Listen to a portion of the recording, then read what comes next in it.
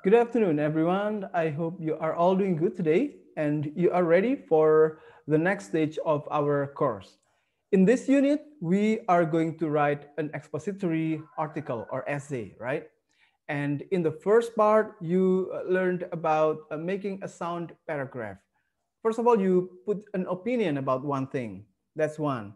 And then yesterday, you learned present how to make a paragraph in response to a question, how to make a paragraph to respond to a question using a source. And now, the third one, you will be synthesizing two sources. Oke. Okay. Jadi itu yang kita lakukan sekarang. Pertamanya, kita di awal minggu ini kita belajar tentang menyampaikan komentar kita tentang artikel. Yang kedua, kita bicara tentang membuat paragraf yang utuh, sound paragraph, untuk menjawab pertanyaan essay dengan menggunakan sumber. You use sources. And now, you are going to synthesize two works into one. Apa itu synthesize? Synthesize itu adalah menggabungkan dua atau lebih hal untuk mendapatkan satu pemahaman yang baru, untuk mendapatkan satu hal baru. And in writing an article, it is important. Why? Because first of all, you need more than one sources to support your opinion. And the second one, to prevent the possibility of having biased source. Jadi dengan dua sumber kita menghilangkan kemungkinan atau mengurangi kemungkinan jawaban bias dari satu artikel. Jadi ada dua artikel yang kalau misalnya jawabannya senada, bagus. Kalau jawabannya berbeda atau isinya berbeda, bisa dijadikan bandingan. And the third one, it will be to enrich your answer. Dengan menambahkan artikel, menambahkan sumber, jawaban kita akan lebih kaya, lebih banyak nuansanya, dan lebih bagus. Dan itu yang semestinya kita lakukan di perguruan tinggi. So these are what you will do. And how do we do that? Oke, biarkan saya tunjukkan ya. To do that, to synthesize articles, there are certain stages that you can take. And hopefully, by seeing the stages, it will be easier for you to do that. Dan harapannya setelah bisa ini nanti untuk minggu depan ketika kita mulai membuat essay, langkah-langkahnya jadi lebih mudah terlihat. Alright, now let us continue. What are the stages then? First of all, you need to read both articles. Kali ini kita hanya memakai dua artikel. Sebenarnya untuk mensintesis bisa lebih dari dua. But for our purpose now, as a practice, you only need to synthesize two articles. And then, usually when you read articles, you find out the general idea, you find the skeletons or supports of the general idea, and you try to summarize it. Tapi tidak perlu dituliskan summary-nya. Hanya dibaca saja, temukan general idea-nya, temukan support atau skeletons-nya. And after that, you try to identify the differences or similarities between two articles. Di sini kemungkinannya ada tiga. Dua artikel itu bisa sama gagasannya, isinya sama, bisa juga isinya berbeda, benar-benar berbeda begitu, atau isinya justru ada kesamaan tapi juga ada perbedaan. So you need to be aware of the three possibilities. Mungkin masih ada lainnya mungkin ya, macam-macam perbedaannya. Tapi sementara kita gunakan tiga perbedaan ini dulu. Okay, you take notes of the differences or similarities. Then after that, you need to consider the relationship between these two articles. Kalau misalnya berbeda, coba dipikirkan seperti apa perbedaannya ini. Perbedaannya ini bertolak belakang atau perbedaannya sebenarnya saling melengkapi. Jadi itu ditunjukkan. Kalau misalnya sama, samanya bagaimana? Sama yang benar-benar sama atau satu lebih memperkuat yang lainnya atau mendukung yang lainnya? Atau bahkan yang satu ini meniru atau terinspirasi dari yang satunya lagi. Jadi seperti itu. Kalau ada perbedaan dan ada kemiripan, you try to find why is it so? Dari sudut pandang mana mereka berbeda dan dari sudut pandang apa mereka yang sama. So these are the relationships of the two articles that you need to identify. Ini penting dicatat karena ini nanti akan menjadi bagian utama dari paragraf sintesis kita. Alright, any questions? No? Of course no, because this is a one-way video. And finally, make a conclusion after doing all this. Try to find a conclusion whether one article is better than the other. And then, or maybe one article complements the other, or they complement each other. Or one article is a total opposite of the other, and they are in contradiction, and they even fight with each other. Jadi tentukan, buat sebuah conclusion atau kesimpulan dari hubungan antara kedua artikel ini tadi. Dan disinilah sebenarnya kita punya yang namanya sintesis itu.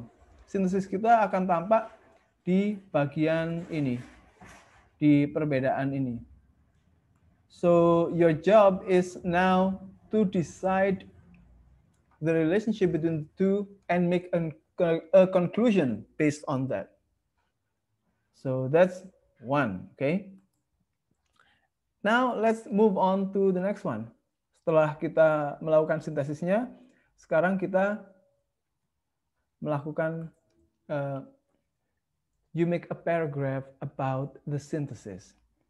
Kalau membuat sound paragraph itu intinya sama seperti kemarin. Ada satu kalimat utama dan ada kalimat-kalimat pendukung. And of course, this will be the main idea is the similarity or difference between the two articles.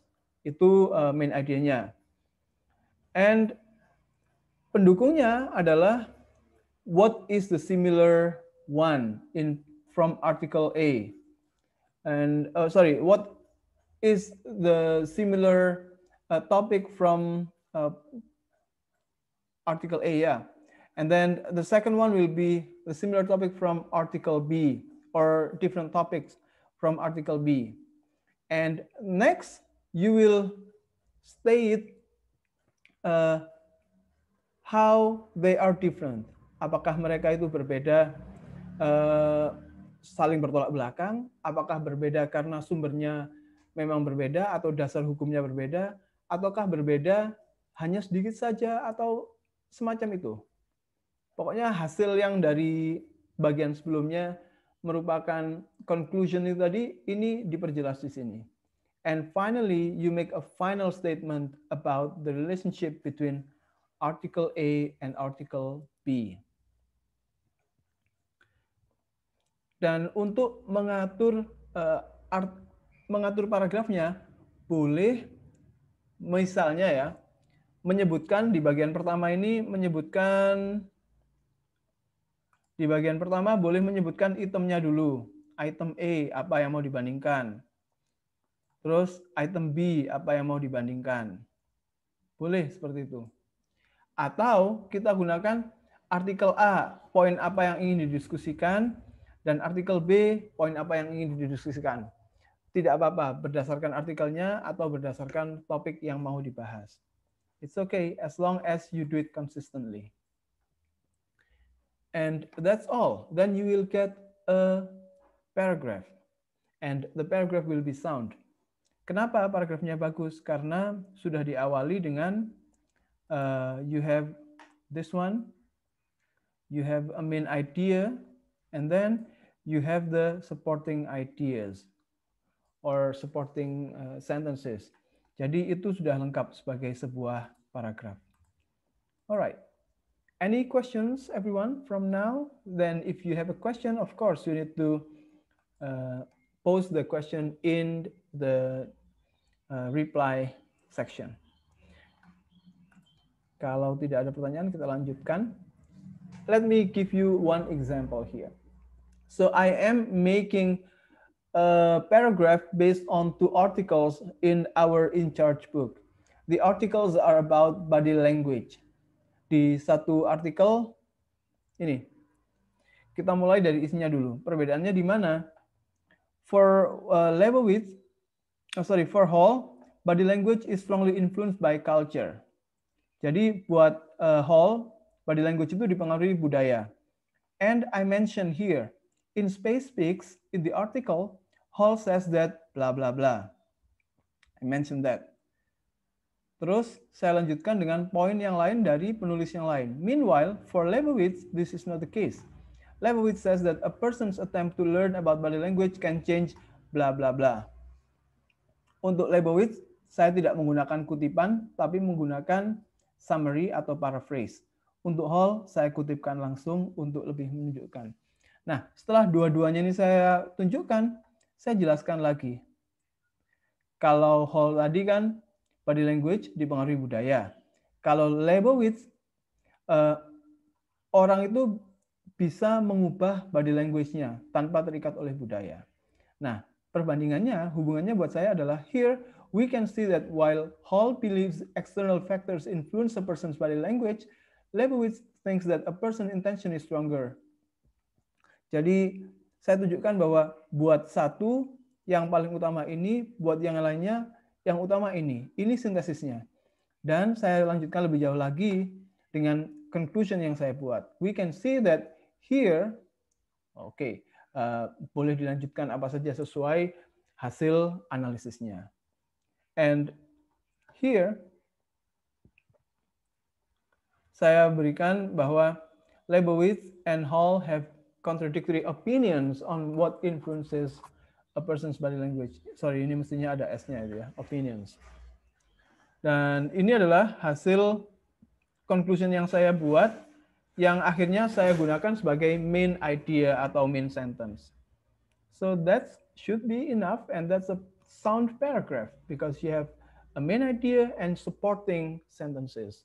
And in the supporting sentences, you have evidence, which is like this, kutipan, dan ada sumbernya. And you also have explanation. Selain evidence, kita berikan penjelasan juga. Bukti saja tanpa penjelasan tidak akan kuat mendukung gagasan kita. Okay? All right.